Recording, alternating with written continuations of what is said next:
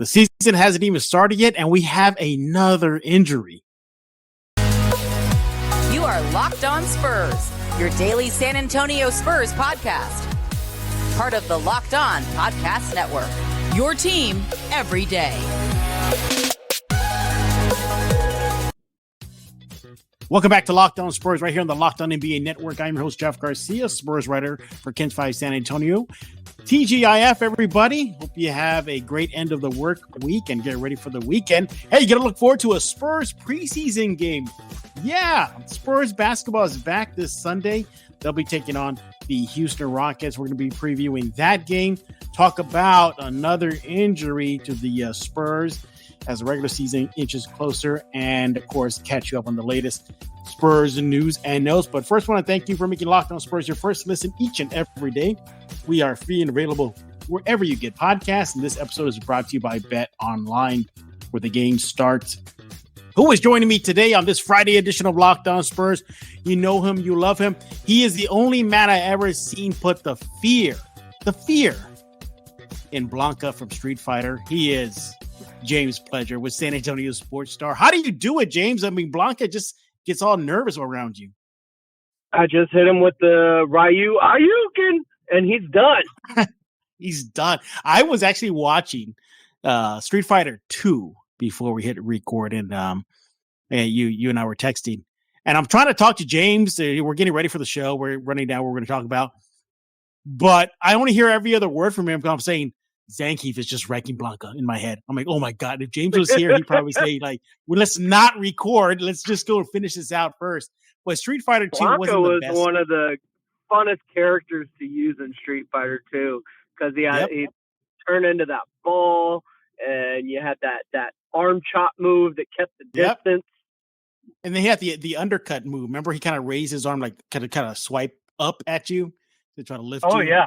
Yeah, he had that move. But yeah, I'm watching I was watching Street Fighter 2, and I just realized it wasn't as good as the first one.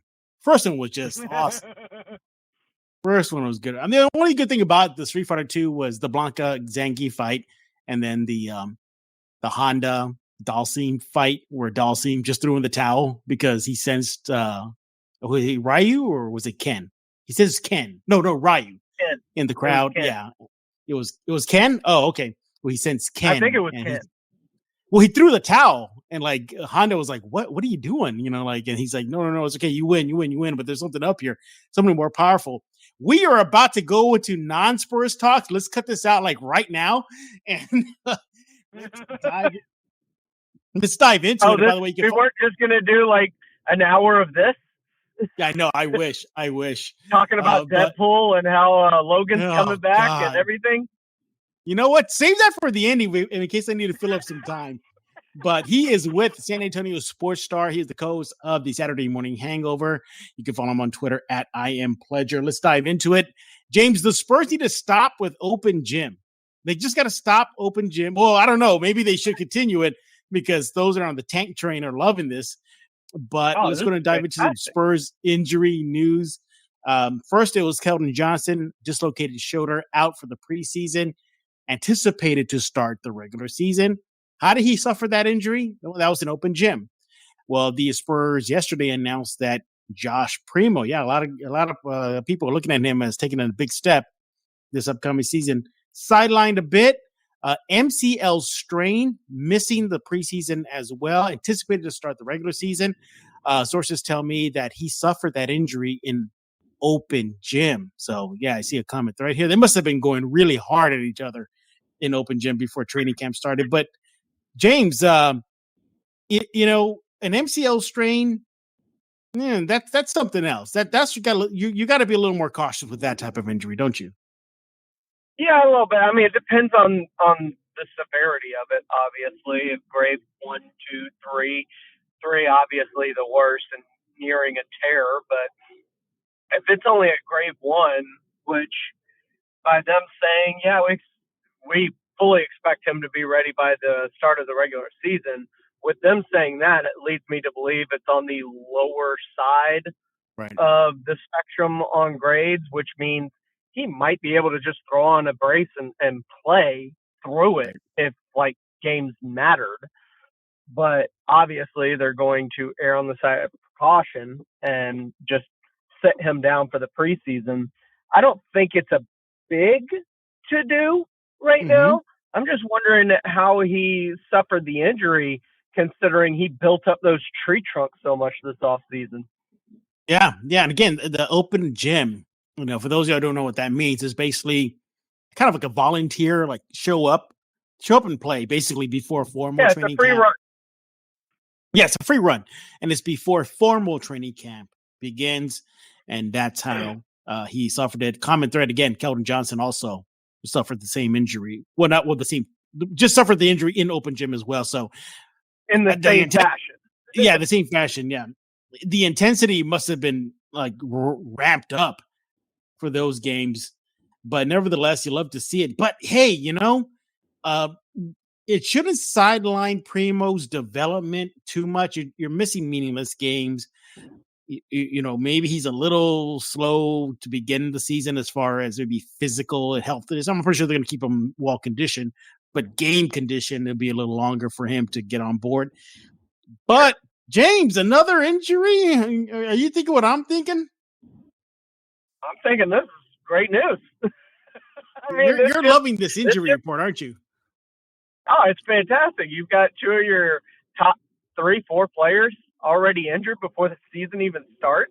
I mean, that's just a really good omen when you're talking about already being perceived to be one of the worst teams in the league. And then you lose two of your top 4 players, and all of a sudden perception becomes reality.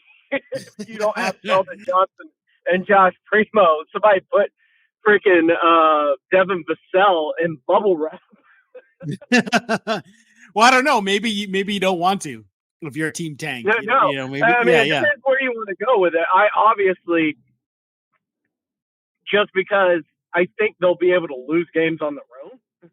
Yeah. All you got to do is just kind of tweak the lineups as the game. We've seen it. We've seen it in action. We don't want to believe we've seen it, but we've seen it already in action when we see, Bryn Forbes closing out a game when they have a huge lead, and slowly just Bryn Forbes getting eviscerated on the defensive end. or McDermott just mysteriously unable to play for how long wasn't able to play? So God, he was gone forever. Yeah, he's gone forever. But nevertheless, look, the kid is young, 19 years old, not even 20 yet. Should be back on track. Yeah. Speaking of McDermott did sing Primo's praises. And so I love to see these guys play because the development is going to be key to this. Mm-hmm. But at the same time, I know that if they play or not, like there is a plan in place for this. Yes, we know what that plan is, but a lot of eyes going to be on Primo. That's for another episode of Locked On Spurs, where we're putting Primo right now in focus. You mentioned the tree trunks, legs. He put on some size. It's very obvious. I'd love to be 19 years old again and just do one set of reps and already added 20 pounds of muscle. I mean, geez, I'd love to have those days back. But he should bounce back. I am anticipating him to not be the starting point guard, James. I'm anticipating Trey Jones to.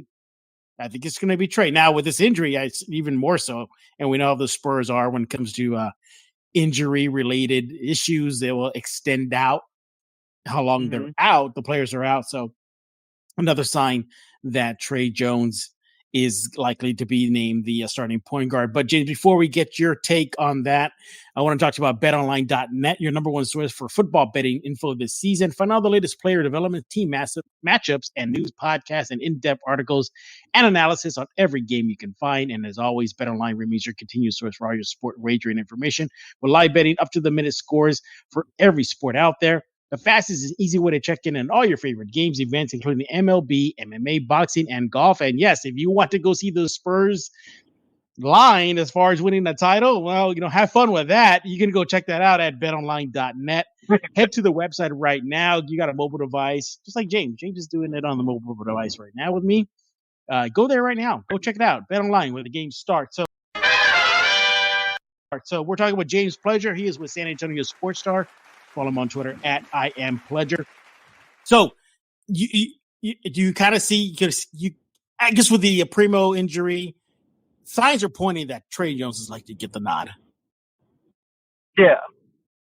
I thought, and we talked about this over the summer, that Primo was obviously a developmental piece, probably maybe put him at 2 if you wanted, and Devin at the 3 and Keldon at the 4. But with Keldon slimming down over 20 pounds this offseason, I don't think he's playing the 4 anymore. I now think they are truly going to stick him at the 3 with all of that weight loss. And so that means that Josh Primo is kind of out of a gig, because I didn't see him as the starting point guard in the first place, just because I believe wholeheartedly that Trey Jones is the better point guard. Now, will Trey Jones be in there to close out games? Because defensively, he's a smaller guy. It is a tougher defend for him in the NBA across the board. Probably not. There's a good chance you'll see Primo in at the end of games. But in terms of starting the first guy on the floor, Trey Jones makes a lot of sense. He already looked like he had found a much better flow within the offense last year, and kind of just the ability to run things. And so I thought, and I remember telling you specifically, depends which way they want to do this, because if they're trying to win games, Trey Jones is the best point guard on the roster, just in terms of the position and play of the position. If they're truly developing and not worried about wins, we'll probably see Josh Primo. Yeah. Look, we know where the season's going. There's no doubt about that. We get it. I think they're not the players and the coaching staff, they all but alluded to it. They're not going to say the word tank, but they're definitely going to say, a developmental season. Don't go betting on us in Vegas. So especially not at bet online. Especially not bet online. Yeah, exactly. But look, it is what it is. We're probably going to see a lot more injuries goes on, and that's likely to happen.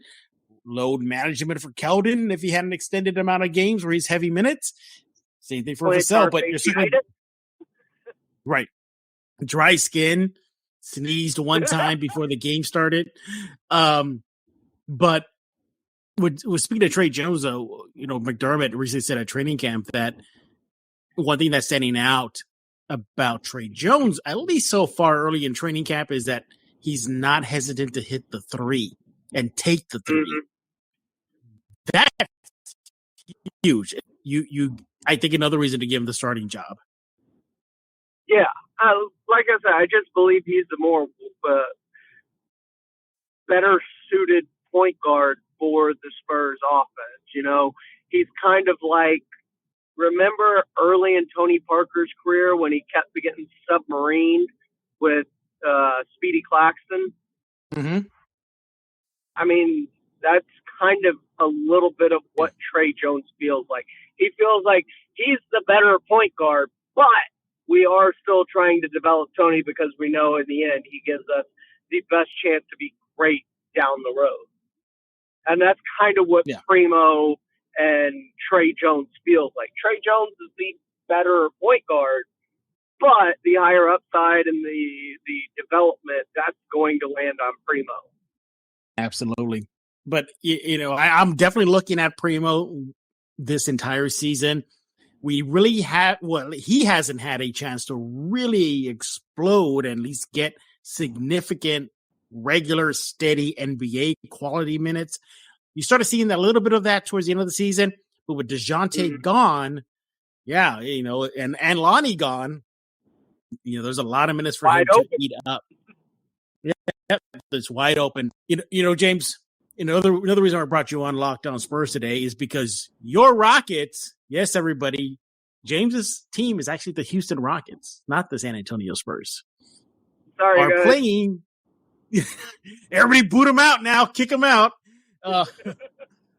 The Spurs and the Rockets start their preseason slate this Sunday. Yeah, and since we normally don't record on the weekend, we're just going to take a quick look ahead at that preseason. About is that you kind of disagree with Vegas and power rankings that Houston is not going to be as bad as many think. Why is that? Well, it's not so much the disagreeing with Vegas, because they set lines to entice betting. But the 4 worst odds to win a title in the NBA, not necessarily the 4 worst teams, just the 4 worst odds to win a title is San Antonio, Utah, and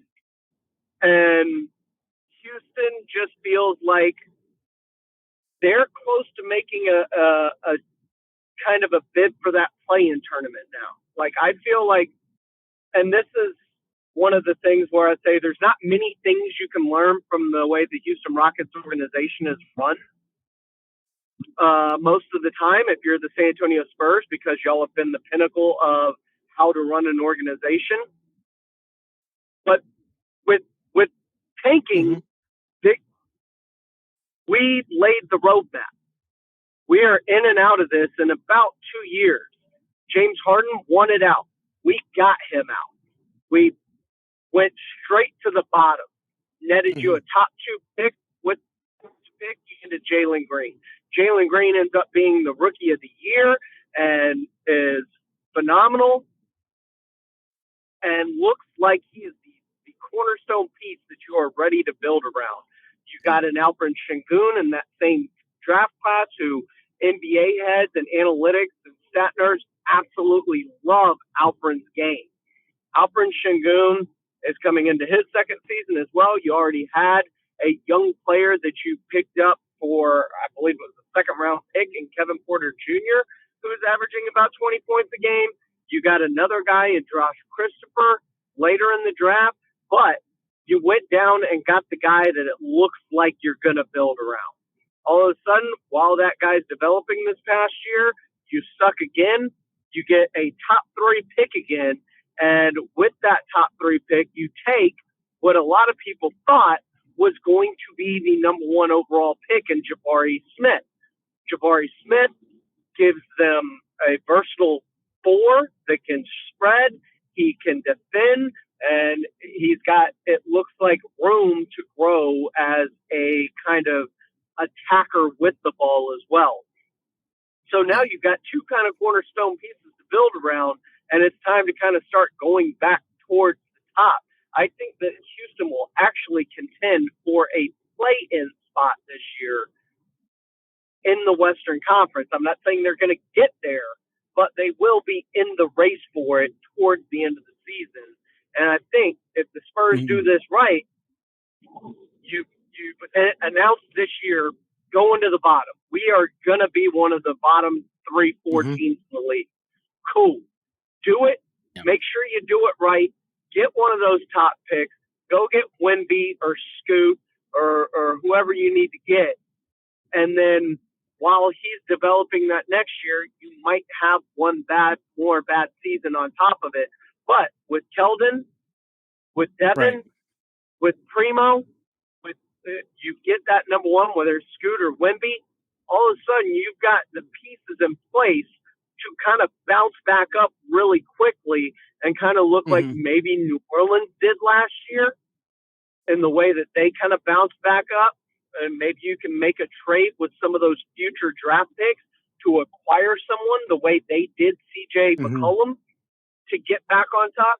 And that's the same boat Houston's in. They got draft capital to either draft or, once again, trade and go acquire a proven asset or veteran talent to kind of bring this team together a la the way the Phoenix did. Phoenix also bottomed out. They got their pieces in place. They went on that run at the bubble, and then they go and get a Chris Paul, and boom, they're near the top of the Western Conference. So I'm not saying there's a lot of things you can learn from teams as a Spurs fan from the Rockets, but at least when it comes to tanking, Houston seems to have gotten in and out of this without James Harden relatively quickly. Right. And let's forget as this too, that Phoenix, in part of their bottoming out process, that landed themselves the number one pick, and they got 8. Yeah, so DeAndre there you go, is development and rebuilding through the draft, and also hitting gold. I mean, they got Booker. Good. Giannis wasn't a number one pick; he was in the teens. Nope.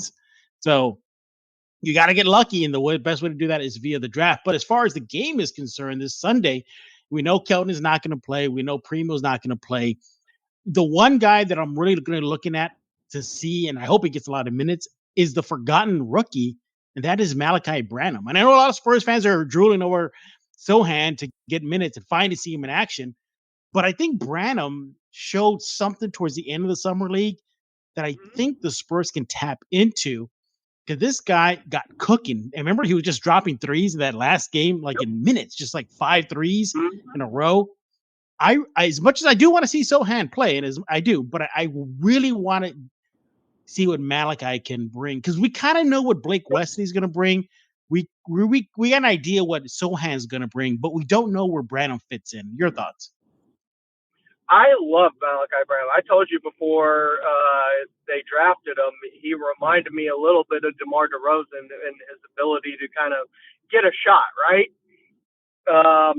So it's going to be interesting to kind of see him develop this season. You're excited about him. I'm excited about him.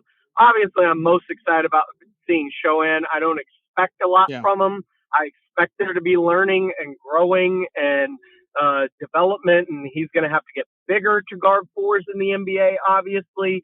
But the upside and the potential development and watching the process and the growth of his development game by game, that's going to be something to keep an eye on, and I'm excited to watch that. And you said Blake Wesley, he is what he is, but I thought he was the best player in the summer league, so I'm kind of excited to see him. And the fact of the matter is, with Trey Jones is the best point guard. Josh Primo is trying to be groomed to be a point guard, but may end up ultimately being a 2, whether it's starting or off the bench. And Blake Wesley could end up being your 1 with either your first or second unit. Because I really liked what I saw out of Blake Wesley in the Spurs Summer League. Obviously, I understand the talent that was against, but if we had to rank all the rookies that we saw and everybody that played, it is Blake Wesley 1 with a bullet, and then everybody else below him with how they played. Absolutely. We're talking with James Pledger right here on Locked On Spurs. He's with San Antonio Sports Star. He's going to talk about everything that you need to know about the Star in just a few minutes. When we get back, we're going to continue our chat about the Spurs Rockets preseason game and get into some news and notes, aka nerd out. That's basically what we're going to do in a few minutes. So hang on tight. All right. So you're probably wondering, when is he going to announce the contest to win a t-shirt and sticker combo from San Antonio local radio personality, Chuck Vans? Well, it's right now. So in order for you to win it, you want to be the first one to tweet at me at Jeff G Spurs Zone on Twitter. Tweet out that I provide the best Spurs coverage in San Antonio. And then your trivia is, tell me which Street Fighter character I said in this episode that James Pledger could take down in a fight. Once again, you can win yourself a Chuck Vans t-shirt plus sticker combo. Tweet at me at Jeff G Spurs Zone. And in that tweet, tweet out, I provide the best Spurs coverage in San Antonio. And tell me, who did I say James Pledger could beat in the Street Fighter video game arcade? Do that, and you win yourself a great prize, courtesy of the Chuck Vans Show. We're back with James Pledger right here on Locked On Spurs. Make sure to follow him on Twitter at I Am Pledger. and he is with San Antonio Sports star, co-host of Halftime Saturday Morning Hangover. I'm sorry, I'm thinking of Jimenez. We were talking about Jimenez earlier, but you can definitely check out Halftime on Sports Star. And again, Roger will talk about that and more in a bit. One other guy that I'm going to be looking at in this first preseason game is Devin Vassell. There's a lot of noise coming out of camp that he is looking primed to take a big step. As a matter of fact, Josh Richardson said that the one guy that he's looking forward to seeing take that big leap and who he anticipates taking the big leap is Vassell. No KJ, no Primo. Let's see what Vassell has cooking for the upcoming season. So I got him on my radar this Sunday, James. Yeah, absolutely got Devin on my radar. We've talked about it multiple times throughout the offseason. Even before the DeJounte trade, we ranked the things we expected to see this upcoming season. And I said, I expected to see a big leap from Keldon Johnson because he is going to be that number one guy. And this was even before Keldon Johnson got his extension. And I was like, he's going to be that guy. He's got to come in. He can't start slow like he did last year. I want to see him start this season the way he finished it, on fire, over 20 points a game, closer to 25 hopefully. And then after the DeJounte trade, we talked about it. Like, he's going to be your guy. He's going to be your scorer night in, night out that carries this team. But number two, right behind him, I said, Devin Vassell's that guy, man. He's a guy that I think can average between 17 and 20 points a game right behind Keldon. And it's going to be more natural and more fluid, especially now with the trade of DeJounte Murray, that he is going to be a focal point in this offense, more so even than he was going to be. So I really expect big things out of Devin Vassell this upcoming season. Yeah, me too. And I think it's close between him and Keldon as far as team leader or taking the next big step. I would not be surprised maybe after the All-Star break that it's actually Vassell who's shining brighter than Keldon. I wouldn't, and there's no knock on Keldon. Keldon's a great player. No. I think just Vassell just has something else. You don't need no metrics. You don't need to go on X, Y, and Z analytical site. The eye test just tells you this kid has something, and he's about to show. I mean, Josh Richardson even said it too. He said he's excited for everybody to see what Vassell can really do. I mean, that's a ringing endorsement right there. So I'd say, like I said though, I expect Keldon to jump from where he was to about 20 points a game. By jumping to 17 to 20, that is a massive leap for Devin Vassell. Yeah, that is massive considering where he was this past season with points per game and everything. So I am expecting a huge leap and probably a bigger leap out of him. I just expect Keldon to kind of be the straw that stirs the drink in terms of the offense. Right. Absolutely. Spurs Rockets get going this Sunday. And a lot of fans probably think, well, how can Spurs and /NBA announce if you can download it, do it now? That is the Spurs app. That is the way, at least according to the NBA, that you can see Spurs Rockets this Sunday. Preseason 1. So everybody's going to have some fun. Silver and black action is back. It's going to do some Spurs news and notes. And it looks like the Spurs are really pushing out that pair of Austin games this upcoming season. Trey Jones released a video. You've had the Coyote out there. The Spurs are pumping out. Tickets are really available. Will James Pleasure make the trek to see those pair of Austin games where the Spurs will play at the Moody Center? That's a really good question because I do want to see the Moody Center. But I don't know, like that.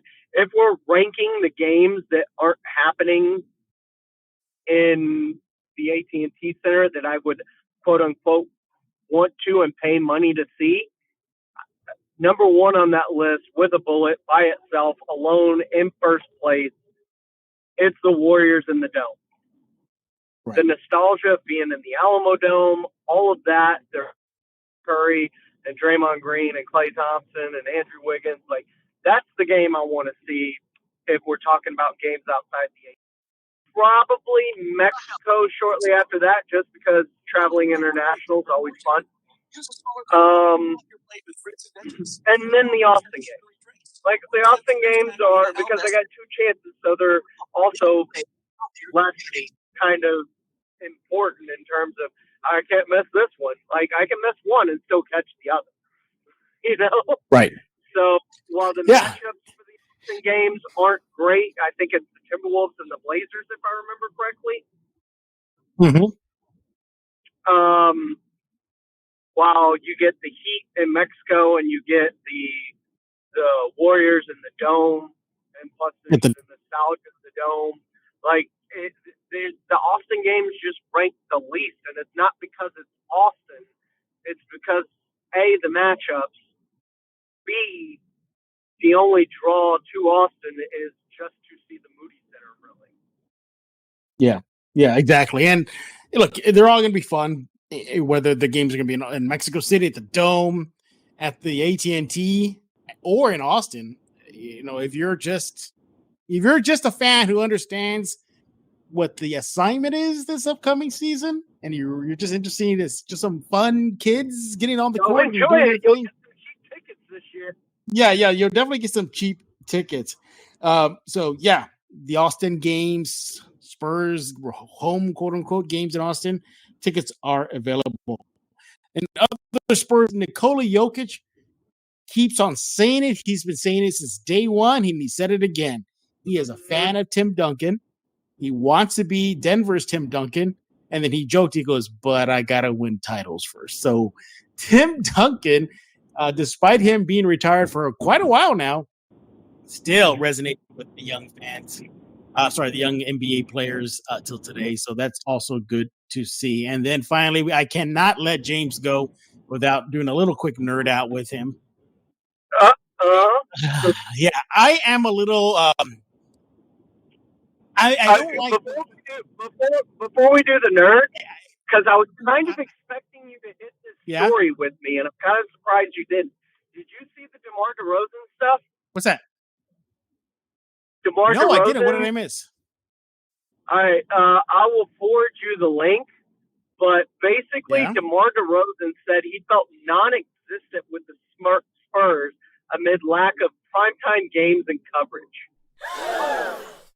Wow, I definitely got to see it. You got to send me that. But he said he felt irrelevant. Well, he didn't get the All-Star nod. Remember that? I mean, he clearly I do.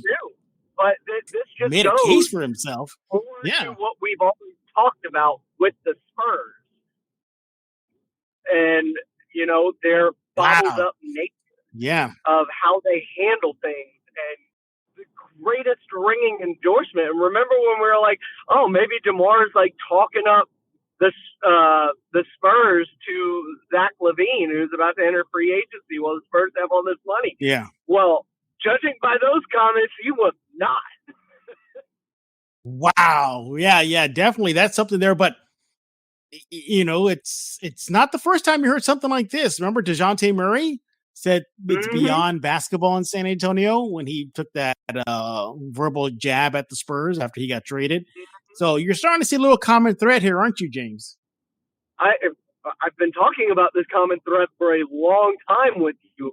And this especially when the team is not going to be good. It is one thing to be like that when you are winning titles and winning 50 and 60 games every year. You can act however you want because people are going to watch you. And people that are chasing titles are going to want to play with you because you give them the best opportunity to win a title. But when you're bad, it is hard to entice a free agent or any other player to come and be the face of San Antonio when you're not good. It's a harder sell. Woo! Yeah, it definitely is a harder sell. But thanks for bringing that to my attention. I'll definitely look at that. But we're running out of time right here on Locked On Spurs. I know. I got the alert already. Thank you for that. I owe you one. But I can't let James go again without nerding out with him just for a few minutes. James, if I'm reading the tea leaves right, it looks like DC is about to drop the ball again and make Black Adam an anti-hero instead of an all-out villain. Releases little like frames, stills, snapshots of the movie, the Black Adam movie coming out. And they revealed the real villain, which was Sabak, which, by the way, I thought you and I were on the same page. I thought it was Trigun too, but apparently it isn't. Yeah, I did too. It's Sabak. I thought the horns was the first thought. Yeah, my first thought was Trigun. But my point is, markings on the chest gave away.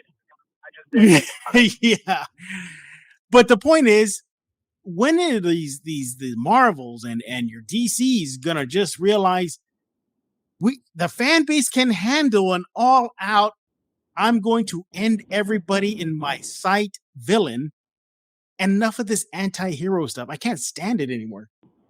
Well, they don't have like Marvel's got no problem putting somebody as an all-out villain.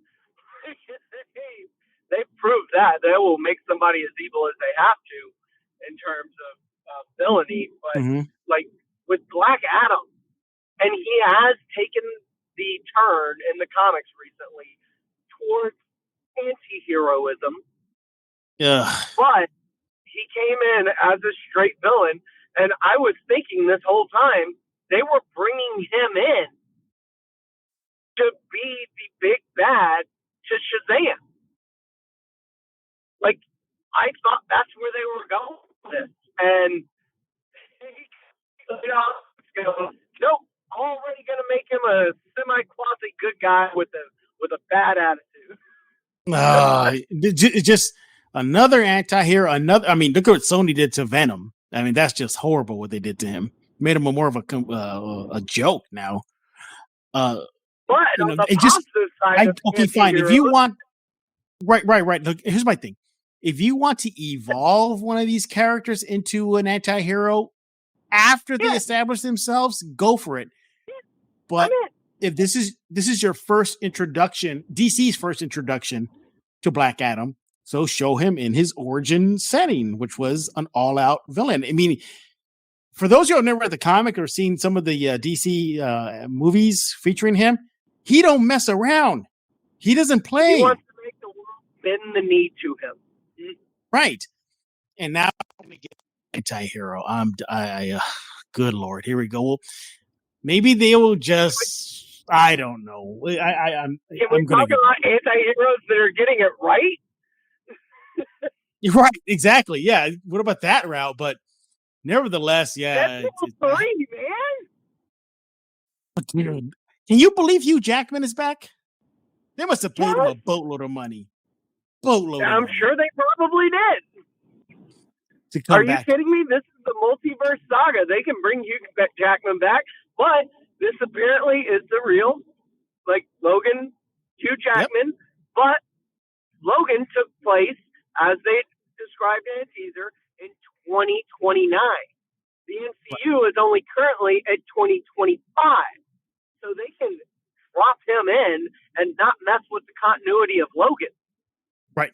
Yeah. So this is great. And then they did this thing where they were explaining it, and you see where they're playing Wake Me Up Before You Go, as they're trying to explain everything. Oh, God, it was A, fantastic, B, hysterical. But C, if you're paying attention, there's a moment where Hugh Jackman acts like he stabs his claw into Ryan Reynolds' leg, and then Ryan Reynolds is pointing a gun at Hugh Jackman's head, and it kind of recreates this cover from the comics between Logan and Deadpool where they're fighting. I really hope we get this scene in the movie now, because great marketing by Ryan Reynolds and Hugh Jackman, who are just on top of their game. And B, if you notice, both in the announcement and when they were talking about it in that second teaser that they dropped, stairs behind him, that is not Ryan Reynolds' house, which you would think it would be. It's Xavier's mansion. You think they're doing it from either Ryan Reynolds' house or Hugh Jackman's house or whatever, and he's on the couch and Logan's walking up the stairs. No, that is the house. That is the stairs from the Logan movie where Charles Xavier died. The old farmhouse. Well, good pickup there. But yeah, I'm looking forward to that and much, much more. But we're done nerding out and talking Spurs. We want to hear from you. Make sure to follow James on Twitter at IamPledger. And James, tell us what's going on with the Star. The Star's got it going on, baby. We got we're the home of your Dallas Cowboys. We're the home of your Texas A&M Aggies. We're talking football. We're talking basketball. Now the Spurs are back and the NBA season is underway. We've got it all. Monday through Friday, starting at 7 in the morning with R&R in the morning with Rob Thompson, Rudy J, and myself. Then you got halftime from noon to 2 with Michael Jimenez and myself. And then the Blitz with Jason Minnick and Joe Reinagel take you home from 4 to 7. And, of course, if that sign up, I got you taken care of on the Saturday morning hangover with myself Absolutely. and Jack Thompson. Saturday mornings, quick programming note, we did that jump all the way up from 7 to 9 when we used to be later. Well, it looks like next weekend the show will be shifting from 7 to 9 to 8 to 10. Okay. That'll work. A little easier for you guys. A little easier. Get an extra hour of sleep. I'm about it. I bet you are, yeah. So make sure to check out Pledger over at the San Antonio Sports Star. He told you how you can listen to him. We're going to tell you how you can listen to Locked On Spurs. Subscribe to Locked On Spurs wherever you get your favorite podcast. iTunes, Spotify. Pick a platform. We're there. YouTube. Go to the Locked On Spurs YouTube page and also on the Ken's 5 Plus app. And we thank you for making Locked On Spurs your first listen each and every day. Now, for your second listen, check out Locked On Fantasy Basketball. Josh Lloyd hosts the #1 daily fantasy basketball on the planet. It's free and available wherever you get a podcast. So for James Wolverine Pledger, I am Jeff Garcia. We're going to put a lock on this episode of Locked On Spurs.